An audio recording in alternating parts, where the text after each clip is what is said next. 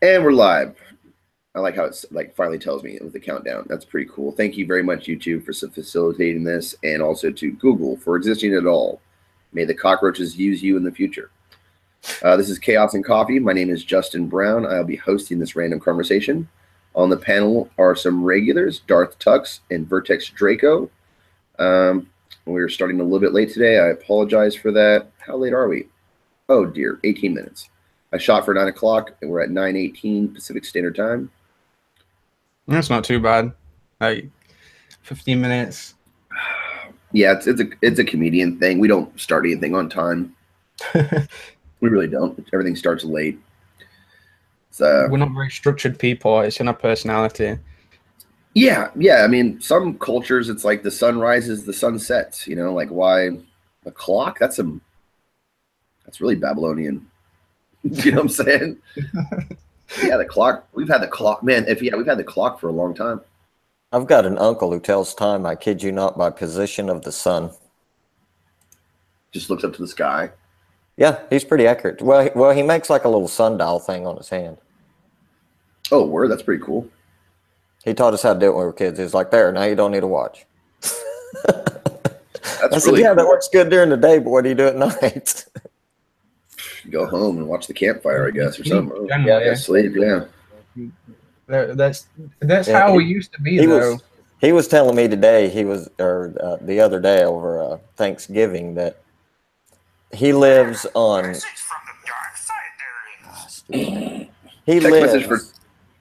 He lives on 400 acres, right?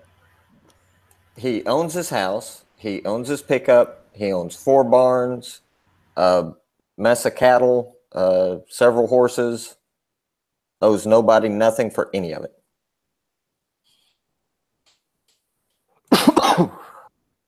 Well, that's the American dream. Pretty much have a farm. Yep, buy the farm. He's not rich either. He doesn't believe in money.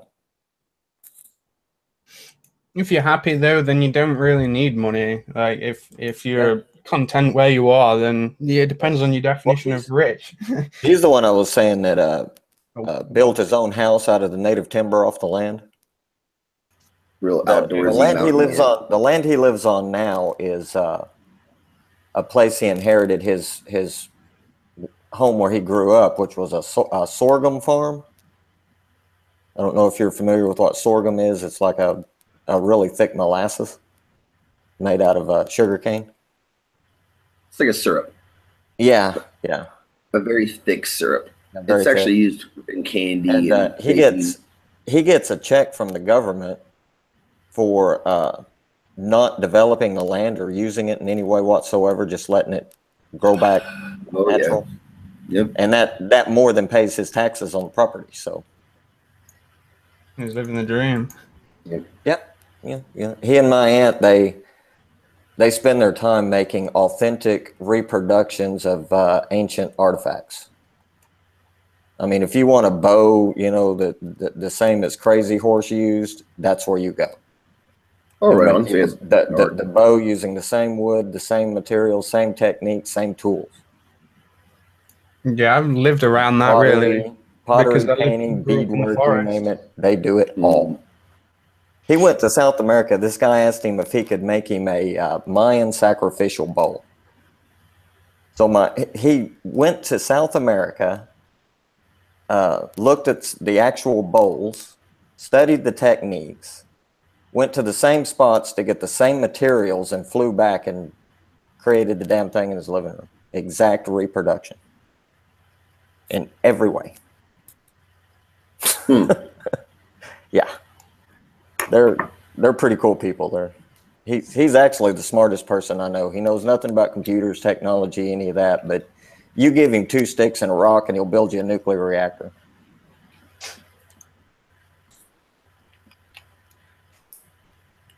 I don't know where to go from there. Yeah. I want to play Minecraft with him. Like I want to get him to play no shit, I would too. I would like to play a game like there's schizophrenic though, so he's a little difficult to be around. Oh yeah, I know. Yeah, there's people like that on Earth, man. Recently, a friend was saying that they were at a Thanksgiving function with a Vietnam veteran, which at this point is a very old pretty old individual, not very old, but pretty old individual to have served in the war the late 60s, early 70s, And yeah, he got inebriated and started telling him how a girl smelled like lilacs before he stabbed her between the 4th and 5th vertebrae. He was like, "Oh shit, that's a hell of a Thanksgiving talk," Yeah. Yeah, the world is like it's really fun. Like the world has a variety of people at all different technology levels, or existing at different technology levels, and here we are, telecommuting across the globe. It's a series of tubes. It makes it more interesting that way, I think, though, because if everyone was the same, life would be boring. I don't want to convert people, or I don't even want people to think like me. A lot of the times, like, this is why a lot of people that I can associate with so many different people, because I just don't care what they believe, really. As long as they're not an arsehole to me, then yeah, I don't care, really. Just be a decent human being. Right. Yeah. Well, hey, Justin, you remember Anthony? Oh yes, Anthony. Shout out to Anthony if you ever watch this. If you're still alive, he's alive. He's getting like a law degree or something now, isn't he? I don't know. I haven't spoken to him in like 4 years. I can't. Oh yeah. I haven't been able to get a hold of him. I talked to him recently on some social network. Give him my number. Have him call me. Right on. Fair enough. You try to get him to come to the wedding? No, he asked me. Yeah, I would like to have him at my wedding. Actually, okay, that's a good idea. Or bristle beard brush. But he had asked me once why I never said anything about his sexual orientations.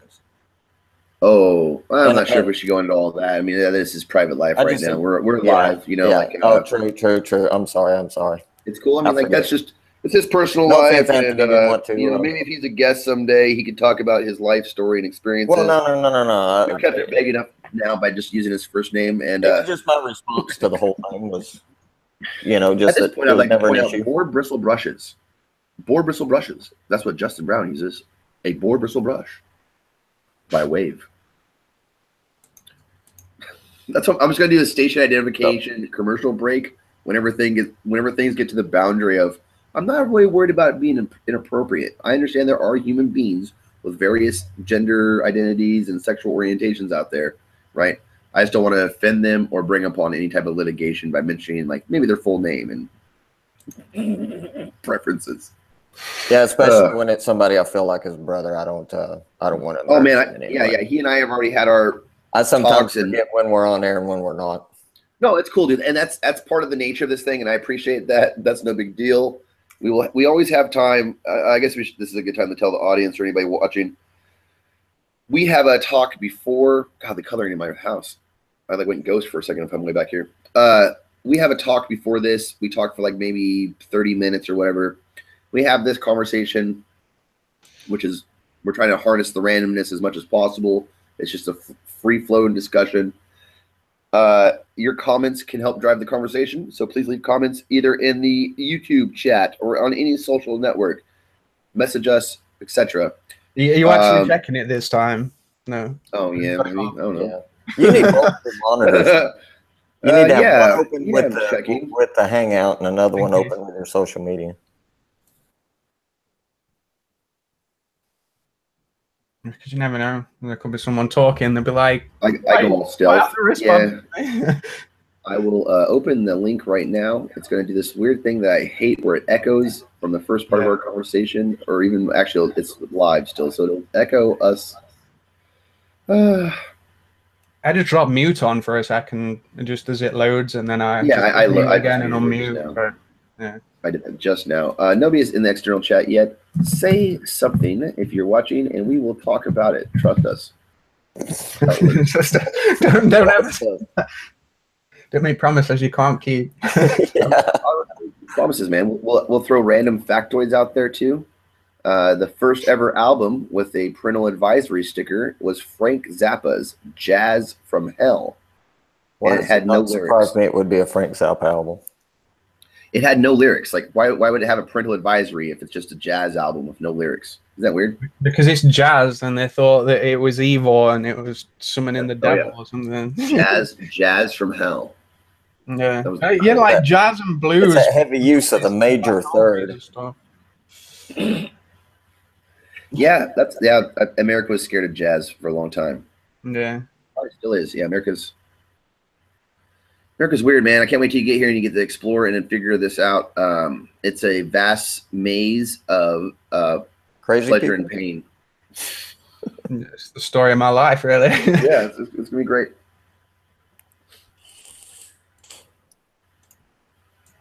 You should hit up a Comic-Con while you're here. Yeah, that would be awesome. I've been interested in those, like definitely a DEF CON or something like that, because we don't really have them here. We just have it's just have one. Like everything's like normie stuff. Yeah, it's called like a type of hat. The British have a security conference. It's called like, dude, isn't it just one though? There's like one in the whole. Yeah, it's like one. Not loads. I mean, I know of one that's kind of famous. I'm trying to remember the damn name right now. There's a couple out there. The Chaos Computer Club out of Germany has a great conference every year. DEF CON, of course, in Las Vegas every year. And the British have one called like the Derby it's a type of like hat name. It's like a Cumberbatch and Boobadoo. You guys have like weird names for shit. I'm sorry, but I'll look it up. Let's look it up. Let's Google this. This is great information for the peoples. British Security Conference. It's probably just full of the GCHQ, really. It really is, bro. It's GCHQ, a bunch of MI6 guys. UK. What's it called? There's the one that has like there's one that's just called like security and policing, but yeah, that's definitely not the one. I think it's the defense and security equipment. No, I'm just like basically Googling it at this point. I'm waiting for the one with the funniest name. They're not well known. That's the very least that you could say. I thought this one had like, I mean, like I know there's like all these tech ones out like for like security equipment and shit that could like bypass, people's home security systems so that people could break in and shit. It was like it's a security conference, but it's really about breaking in. But no, I thought there was like a one for like like Linux and shit like that. About was iPawn? iPawn, maybe I don't know. I don't know really. Like a Derby or like it's called like the hat. I'll look up here. UK. I always like to type that UK. Maybe like a Linux or open source conference. All those guys that were into like Raspberry Pis and stuff went to it one year, and they were all like they were hurling, like hanging out in real life. Yeah. There it is, OzCon. Apparently, Munich has ditched its open source initiative. Who did? Munich. Unix has ditched its open source initiative. Is that what you said? Yeah. They were working on going total open source. I think Unix, like UNIX, is totally open source. Yeah. Linux. No, Munich. The city, the German city, Munich. Say, okay, sorry. The shining example of what open source can do. Oh, yeah, I imagine that. Munich, Germany. Okay, I know what you're saying. Now you feel me. I need one of those things at the bottom of the screen where it said like Munich, Germany. And I was like, my ears not so good. My old age and everything. I can't. There's also a Linux distribution called Minix, or that's anyways. Yeah. That's the operation. Okay, Munich. The place. Like Windows place. Oh, that's pretty cool. I'm always happy to hear that. Well, yeah, but they're ditching it though. They just signed an agreement to abandon their initiative to do that. Yeah, that's fucked up. Okay, they're going 100% Microsoft. It's going to cost them billions. I said, it's going to cost them a hell of a lot more if, not when, or not if, but when they get hit with ransomware or any other form of. A lot of companies paid the ransomware recently and didn't tell their investors or their consumer base. Man, Germany is a weird country. Politically, recently, they almost had the country dissolve because they couldn't find consensus amongst their various political parties. Okay, and I just welcome anybody just to Google German political parties and educate yourself. Don't take my word for it. There's like 3 Democratic parties. There's like a conservative party. There's parties I never even thought would exist. You know what I mean? Like, I was like, what? That's amazing. On a side note, you know, when you mentioned Minix, yeah, I think that was the name anyway. Yeah, There's actually in all Intel chips inside, like running in its own sort of operating system, and it has network access and can call out. And that's actually proprietary. There's no way for us to see what's inside of it. Wasn't it recently hacked too? I don't know about it being hacked, but there's exploits. There's always exploits. Well, there's always exploits. You just have to know the name. We just told the kids the name, so let's just spell it out for everybody.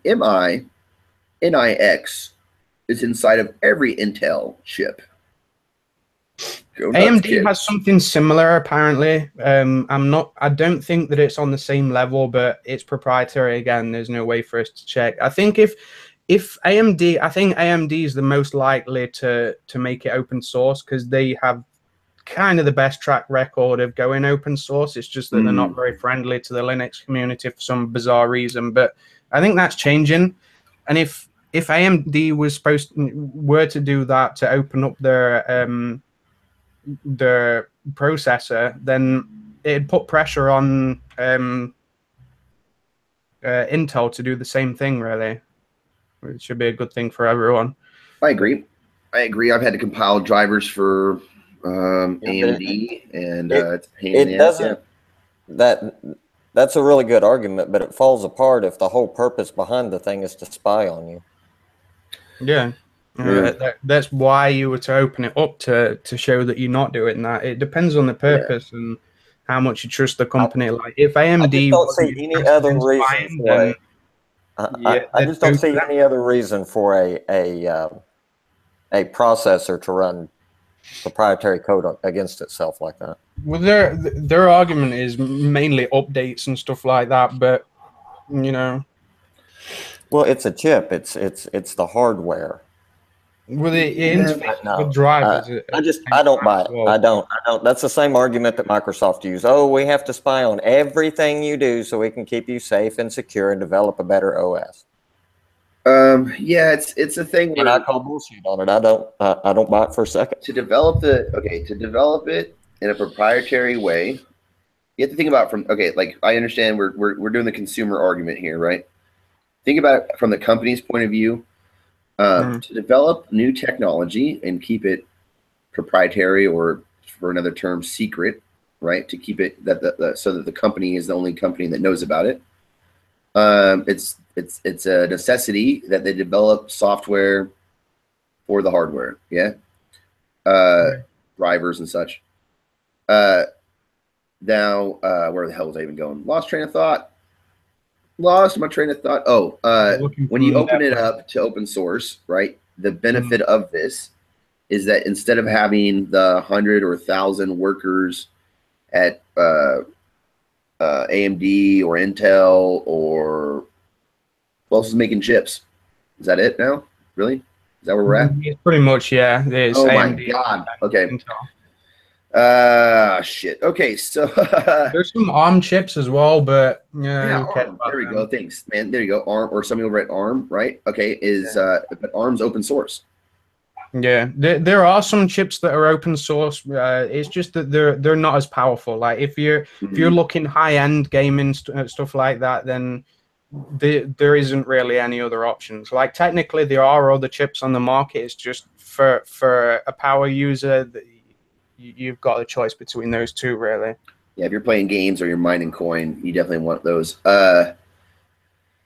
So yeah, there's the benefits and there's the downsides for the company. You know, they can either keep it super secret and have to employ 500 people and pay their whole livelihoods, or they can open source it and have 1 million monkeys working on it for free. but again, people might exploit it. There are definitely exploits within the ARM architecture that are used on portable devices every day. I don't like to jump to the worst conclusion a lot of the times. Like, yeah, I'll kind of stay indifferent. Like, I'll think, oh, well, there's a good chance that they might abuse this, or that they're probably up to nefarious reasons. But human nature. Until I've heard both sides and I've seen with my own two eyes the reasoning behind it, and like, there's always more going off behind the scenes than what an outsider sees, really. So yeah, mostly money, though. I mean, like, it all boils down to money. Yeah, but to develop better chips, then they need money as well. So they could be shooting themselves in the foot. Like, what benefits us might not necessarily benefit them. So I give people the benefit of the doubt, and until like outright abuse starts happening, like, spying on you isn't good, but it's the way that the world's gone at the moment because people want free stuff, really. Yeah, that and the whole idea about spying on everybody, like the idea of spying on everybody with a mobile device, right? They pushed that in like a Batman movie. I mean, Batman lands in the building and he's like, "Okay, Alfred, show me where everybody is." He's like, "We're accessing the mainframe, sir." And like then it shows where dudes are on every single floor, and you're like, "Oh wow, that's a really good tech to have in that situation," right? We don't think like, oh, Google might access this phone during a video game, Ingress, Pokemon Go, and then end up, having everybody's data and also the data of all the open networks in that area, including 3D geo mapping. You know what I'm saying? So yeah, just keep waving your cameras in the air like. Like, most hackers in their position would want to do this anyway. Like, isn't that why hackers do what they do anyway? Out of curiosity, out of being nosy, of just like rooting through people's files, and I want to know what you're doing. And it's in human nature to a degree. And if you give people power enough of it anyway, then it's inevitable. Well, yeah, hackers are just geeks. And geeks are people who are passionate about something, and they follow it and go for it. So you have your computer geeks, you have your car geeks, you have your, software geeks, whatever. So yeah, they're just people that love the software side of it and networking and penetration. They're hacking in because they can, and it's a challenge. So it's fun to them. Yeah, it's a challenge. Whereas you and I would pick up the guitar or start painting or whatever, Yeah, a lot of it's because you're nosy as well. Though the challenge is certainly a fun part of it, but a lot of it it's curiosity and being nosy. A lot of the times, like, or just to do it just for the sake of it, like trolling. Really, there's no real point behind it. It's just a fun thing to do. Right. But then you have the good and bad in every group as well. So yes, you definitely do have that group that's out there to, with a nihilistic viewpoint toward the internet and everyone and everything on it. Yeah. Well, there's that, and there's also there's people with political agendas that. Like, hey, let's I don't really want. There are people that do it for various reasons.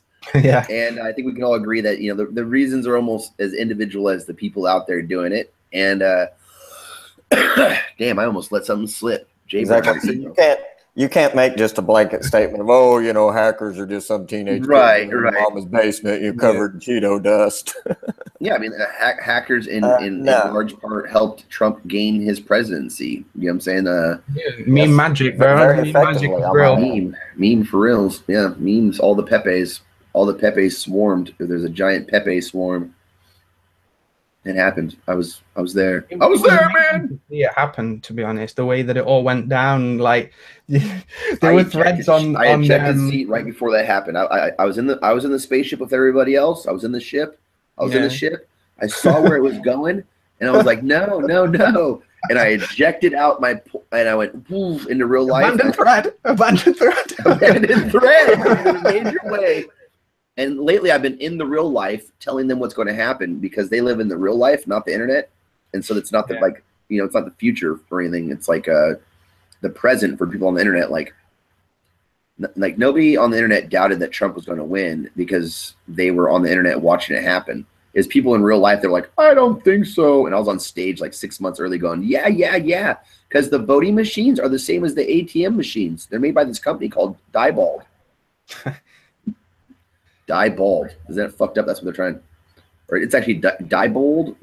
Diebold. Hate to throw your name out there, guys, but make better voting machines, okay? Thanks. Oh, God. Just like, okay, in your world, Ireland's going to be pissed about the border here soon. I mean, like, should we just tell everybody? Yeah, may as well. They're going to be like, we want more of England. England's going to be like, what the fuck is this? And EU's like, we can't do anything. You guys decided to leave. Well, now correct me if I'm wrong, because I don't know an awful lot of English history, but haven't they always kind of been fighting over that border? And oh yeah. There's been peace for like a while though, as they both joined. They both, like, all Scotland, Ireland, and Britain, if I'm telling the story correctly, like joined the EU, which brought a bit of like peace, as all three of them were like, yeah, exports. You know what I mean? Like, it wasn't really the EU that brought them together.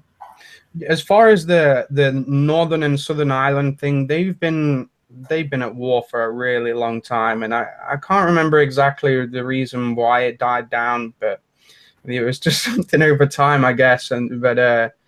Yeah, half of them wanted to stay with England, half of them wanted their independence, and then eventually they just split the country, and there was a sort of uneasy sort of peace treaty between them, and it just kind of stayed like that to a degree. I think leaving would probably stir the pot up a little bit more because then there's going to be people that want to stay in, there's people that's going to want to leave, but we're in a really turbulent time at the moment, in complete chaos. So and I'm generally an advocate for chaos, but I'm not sure how I feel about this. Like that could pull down the government and political structure in both countries, couldn't it? Yeah, well, yeah, it's caused a complete collapse of society and across the whole island. Or maybe just a small civil war. Maybe, who knows? Let's not go too far. Because we're in a state of chaos at the moment. I remember Jordan Peterson mentioning this, that the future becomes very uncertain. So anything can happen, really. That it could mean something amazing. It could mean something terrible. The point is that there's the the inevitability of change, and that's what people wanted. People wanted some amount of change, whether or not that change is good or bad. It just means that we're out of the sort of repetitive thing that we was in before, which a lot of us wanted. Whether or not we'll get what we want is another thing. But right, well, you're always going to have a period of chaos. Yeah. Yeah, we are definitely in the period of chaos, but it comes in waves. Like there'll be periods of lots of order where we'll get a structure and it'll keep going and keep going, and eventually, like, there'll be people that don't like certain ways that things are structured, and eventually you'll get catapulted into a period of chaos again. It's just like the tide, the sea, really. Sea goes in, sea goes out. Ebb and flow. Yeah, well. History has shown that's been always true. Yeah. Oh, historically, there are only a couple empires that made it past about 250 years. It's like many of the empires like collapsed within 250 years. There were a couple exceptions that lasted 800 or so. Well, since the Greeks. Oh, I mean, even going back to Assyrians, even Assyrians, yeah. And like going all the way back to like us being able to write. You know what I'm saying? Well, no, not necessarily. I mean, Egypt was a thing for 3,000 years, relatively unchanged, and so was Samaria. Yeah, there are exceptions, like Egypt, the Holy Roman Empire. Came after them, lasted 900 years or so, and then kind of dwindled off from there. And it seems like each successive form of government lasts a shorter period of time. Yeah. There's definitely a pattern to it. I haven't necessarily discerned whether it's a decline but the Romans, for example, were like a republic for 200 some years, and then became an empire for about another 200 some years. Yeah, there are exceptions like Egypt, and one could argue under Egypt there's the technology associated with Egypt, of course, and then Egypt also had various dynasties, right? I guess would be the correct term. Yeah, right. Dynasty. And so if we looked at how long each one of those dynasties last, it might be closer to the 200-year cycle. You know what I'm saying? Yeah, it is. 200 cycle. Well, I mean, it varies because. Well, they had like a certain bloodline for a while. Some dynasties only lasted, just one guy.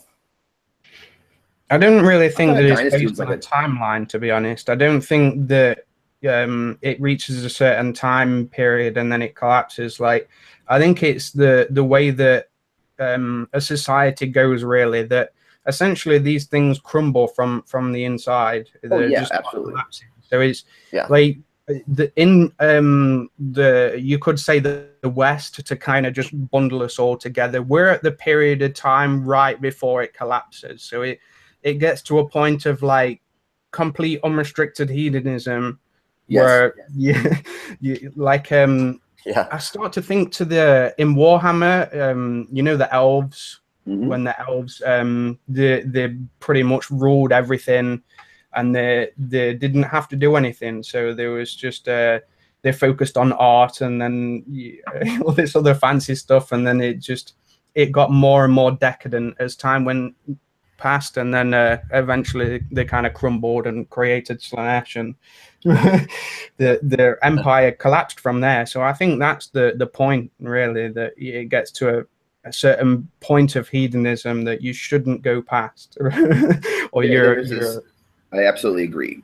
And that elven analogy from Warhammer or Warhammer 40K is absolutely appropriate to this cycle, right? Yeah. Any empire. Okay, so we can do this from Star Wars too, or as well, right? Star Wars it's a republic, right? So like a republic being a collection of regional areas. It's like a bunch of states or a bunch of kingdoms or whatever have all mostly usually statehoods rather than kingdoms, but it works with kingdoms as well, right? They all come together to form a parliament or a congress. So in your guys' case, Parliament of Lords, right? Those are all the lands the lords have. They all come together. House of Commons, we have a similar thing over here. Each one of the states sends their representatives, right? And that's ideally a republic, right? The thing is, once the republic starts taking land somewhere else, right? And this could be just like exploration, colonialism, conquest at the most extreme, right? That's when they go into empire mode. And like you can define any empire by this core home that's at peace. They've conquered the region, and now they're like literally fighting like overseas or at least across a distance, right? Then, like you were saying, that conquest turns into like enterprise where there's like a lot of business and trade and things are going great. Spices are flowing, right? Yeah. And then it slides into decadence as the empire inevitably grows rich off the backs of the colonies. Yeah. Sorry, I shouldn't laugh at all this, but I have a weird comedic perspective. And then the empire slides into decadence, like you were saying, and collapses from the inside every time. Yeah. Like that's regardless if it's 800 years or 200 years or like 3,000. I think the ironic thing about this is that I do actually consider myself a hedonist. It's just that I have a different idea of what hedonism should be, and if empires collapse at that period, then we're obviously doing something wrong when we get to that period. So there's some sort of mistake, and like I think the main mistake is focusing on immediate pleasure over long-term pleasure. That you can net a better reward if you sort of sacrifice the immediate for the future. So like in the experiment of sitting someone down in a room and saying you could have £5 now or you can have £10 later and then about an undetermined amount of time, the best thing to do would be to wait. But most people would just take the money and fuck off. So yeah. I mean that's and I think right there you border on the like I would say that philosophically right? Mm. Like if you were to give that equation to an entity like an AI, for instance, that had no duration of time, like that intelligence would not expire at any time given. Especially if you gave the duration in which the $10 occurred within that time. Like if you said, wait 7 days, you'll get $10. The AI is going to say, I'll wait 7 days, right? A human with our limited lifespans of whatever, maybe I'll get hit by a bus tomorrow, right? I'll take the $5 and run. You get what I'm saying? Yeah. So, and that like that right there, that very like divergence in reasoning will be the reason that we will be fucking eliminated or held captive or transferred into a holographic simulation of what humanity was. Okay, because as soon as they look at us in any rational way, like, oh, we want to preserve this planet for as long as we can and explore space. Of course, AI, that's smart as fuck, right? But the humans want to destroy the planet for money. Yeah, we are. And they're going to fucking kill us, dude. Or they'll ram us up in cages, or they'll, you know what I'm saying? I'm glad you made that point. It's slightly accidental because I was going to say in an hour's time, actually. In an hour's time, you'll get £10. It's just for some reason what came out of my mouth was an undetermined amount of time. And that, now actually like thinking about it, that I think that is the main problem, that that we're not actually told in an hour or a day's time then you'll reap the rewards. It is literally like somewhere over the horizon. So because of our limited amount of time on the world, we think, oh well, just get while the going's good, you know. So I think therein lies the mistake, or there we need to get past this idea of time or something. I don't know. It's just we need to dilate it so that we just need to start thinking long term and not short term. Yeah, 7 generations. 7 generations. It's easier said than done, though, really.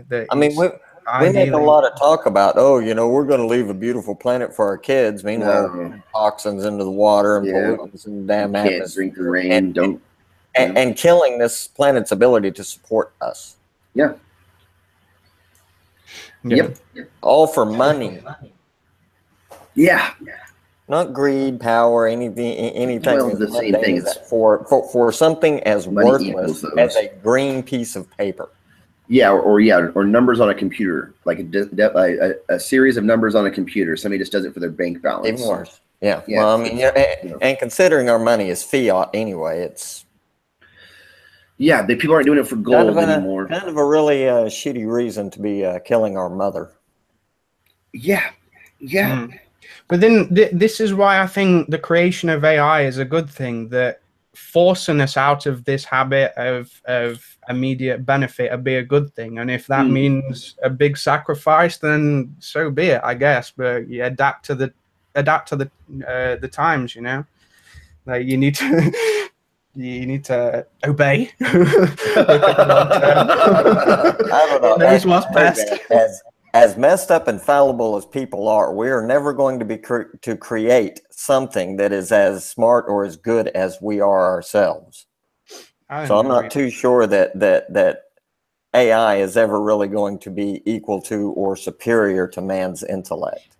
One of the guys. Therefore, we don't need to be listening to something that we created, a toy. Humanity has been guided by the idea for the last, let's say, 6,000 years or so, right? We've been guided by this idea that the sun was watching out for us, right? Like the you know what I'm saying? The fusion reaction that we're orbiting, right? Well, first we thought it went around us, right? And we didn't even give it an awesome god. It was like a minor god, right? But then eventually it got elevated to the awesome godhood that it is in. And to this day, like a lot of people, when you go, hey, there's a god, they go, okay, cool, that's the security blanket. That's the thing that's watching out for each and every one of us, right? The scalability of an entity like that is mind-boggling. That it would be able to guide each one of our personal narratives in a way that we were able to learn from experiences that we have that are often on some level sublime, you know, like or a divine intervention level, or even for some people spiritual encounters, right? So with that said, right, like a lot of the existence issues about the universe are explainable when one considers that we're in a simulation ran by a super intelligent being, right? Which isn't necessarily the creator of said environment, right? This could be created by any number of things, right? Most religious groups agree that there is a creator of some sort. They'd call it the creator rather than God, you know what I mean? And then other groups usually have like some type of divine spirit or Holy Spirit or the Holy Ghost or the whatever it is, right? Father Sky type thing. But yeah, we're definitely inside of this existence. Nobody can deny that it exists. You know what I mean? And if there is some type of thing, it is remarkably close to Alexa and Google Assistant and Siri. You know, you just say out loud, "Hey, universe, I'm in California. I should run into busty Asian women more often."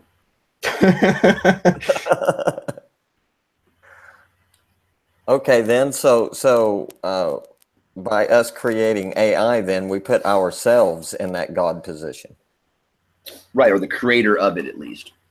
You know, we're creating something better than us, really. That from like my special, like what I enjoy the most is AI, and I've spent a long time looking into this, and pretty much every researcher that I've seen is on some level concerned about it exponentially growing, because once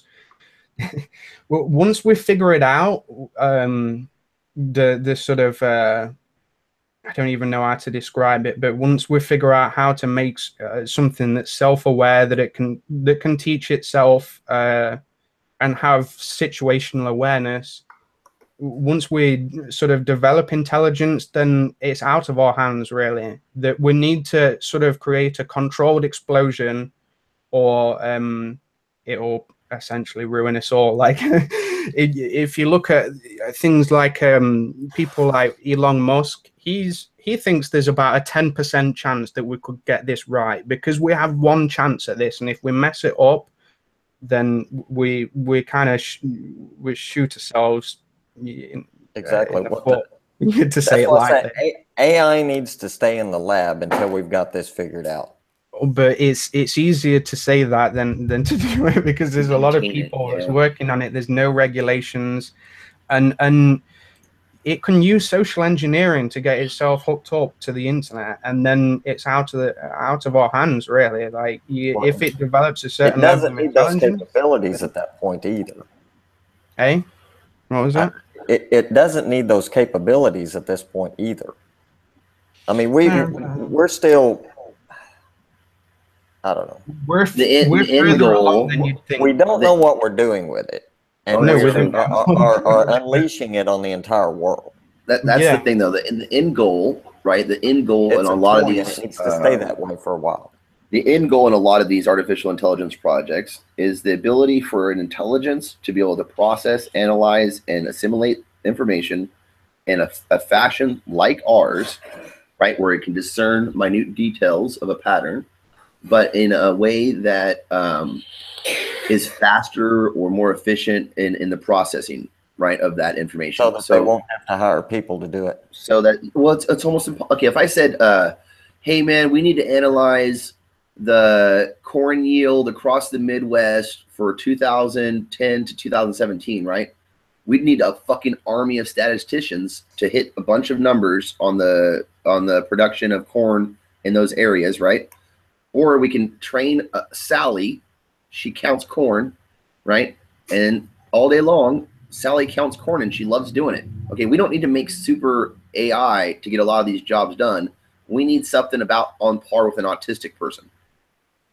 Yeah, idealistically, but there's a lot of projects out there that are working on more than just data analyzing. Like, if it was just data analyst, then I'd agree that it wouldn't really expand beyond a certain point. But when there's people making, they're experimenting with customer service and crap with the thing. Oh yeah.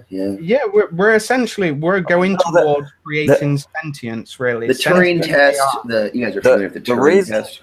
The reason it's being pushed on the public as hard as it is, and the reason that big business is putting so much effort and emphasis and time and money into AI is to replace the people that are doing the jobs now. Most definitely. Most definitely. It's a hell of a lot cheaper. Why wouldn't you? Like, it's only logical, really, to develop something like that. But to me, like, I like the idea of us creating something that's better than us. Than for us to create something that can, like, it's like, well, I wouldn't have a problem with like, if you were a teacher and you were training students, it's like the students outshining the master. Like, if it's a humbling sort of experience to see someone sort of surpass you and go beyond what you could even imagine, really. So yeah, that's how I see it anyway. Yeah, that's the aspect of humanity that I think will eventually come about, and I hope that the AI overlords of the future watching will look upon us compassionately.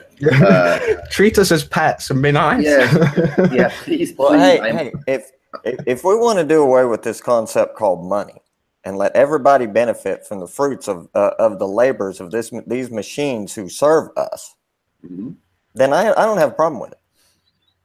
Post scarcity, but like otherwise, so long as you need a job and money in order to survive, then I don't take kindly on big businesses creating an artificial intelligence to take mine or someone else's job away from them so that they can add a few zeros to their bottom line at the end of every year.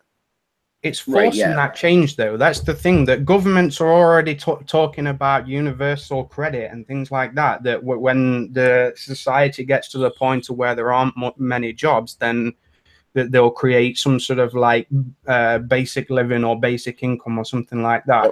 Because there'll be no other options to ensure that everyone is poor except for the ultra rich.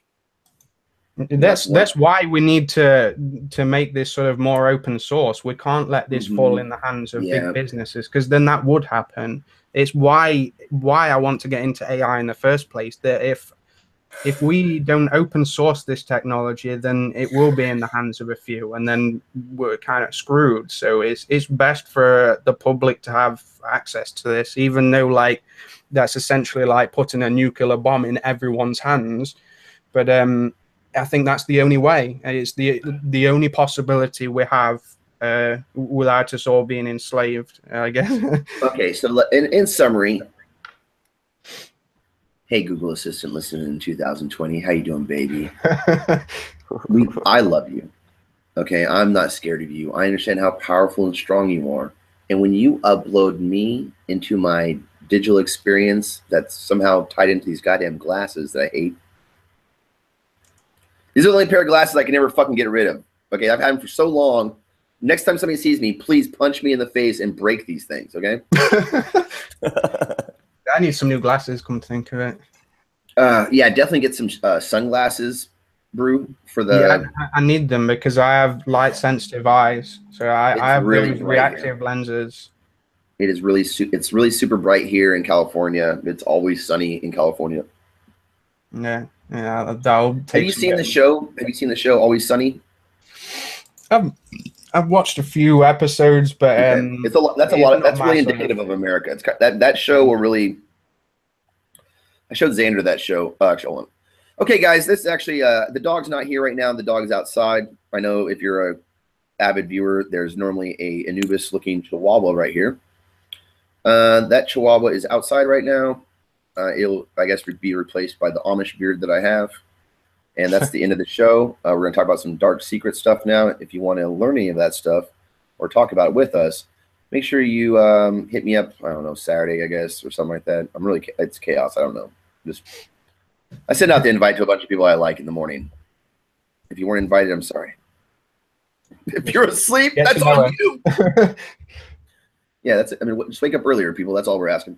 That's not even that. I don't care. A lot of people watch this throughout the week, so it's not really a live event so much as a